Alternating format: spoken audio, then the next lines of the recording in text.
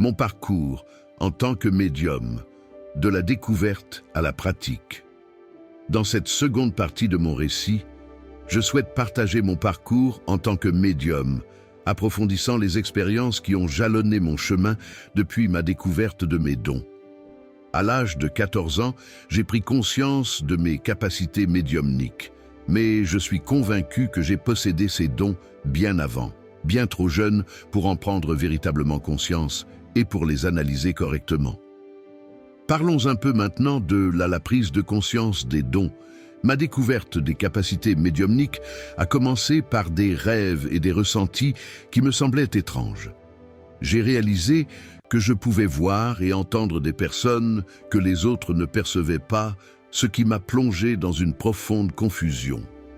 Lorsque j'étais entouré d'amis, j'étais le seul à vivre ces expériences.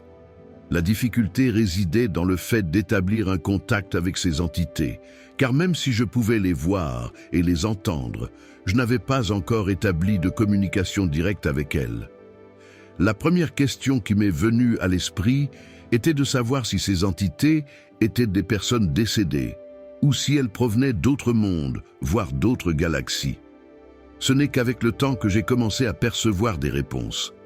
Mes premières consultations médiumniques, alors que j'étais encore mineur, ont été révélatrices. Les détails précis que je fournissais aux personnes qui venaient me voir confirmaient que je communiquais bien avec leurs défunts. Par exemple, des descriptions de bijoux ornés d'inscriptions précises, de pierres spécifiques ou encore des souvenirs partagés entre le consultant et le défunt ont validé mes perceptions, mes épreuves et la gestion de mes émotions. Au fil des années, j'ai connu des échecs émotionnels importants, notamment une relation difficile avec mon père. Je ressentais un manque de compréhension entre nous et j'avais l'impression de ne pas être à ma place sur cette terre.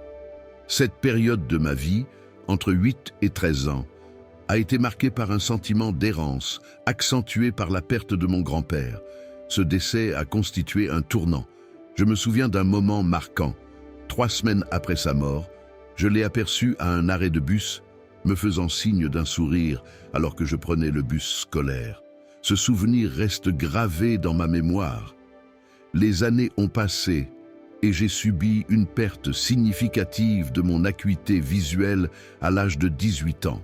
Cela m'a contraint à renoncer à la conduite et à éprouver des difficultés à me déplacer.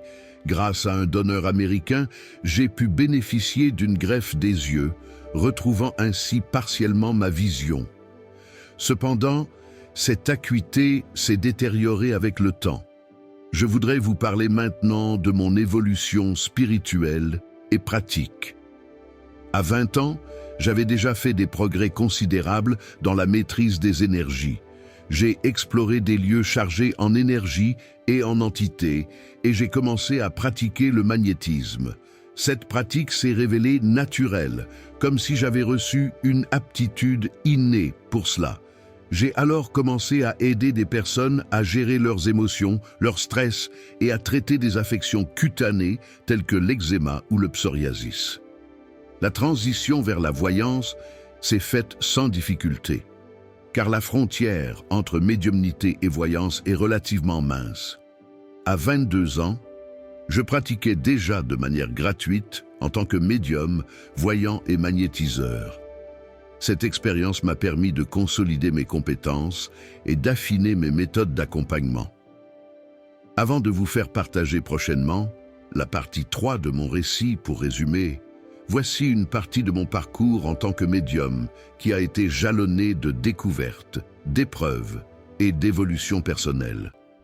Ce cheminement, débuté à l'adolescence, m'a permis de développer des compétences précieuses au service des autres. Aujourd'hui, je suis fier de pouvoir partager mes dons et d'accompagner ceux qui en ont besoin. La suite de mon histoire sera révélée dans la prochaine partie, où je continuerai à explorer les dimensions de ma pratique. C'était Stéphane du cabinet Altruiste. Si cette vidéo vous a plu, n'hésitez pas à liker et à vous abonner. Bienveillance à vous.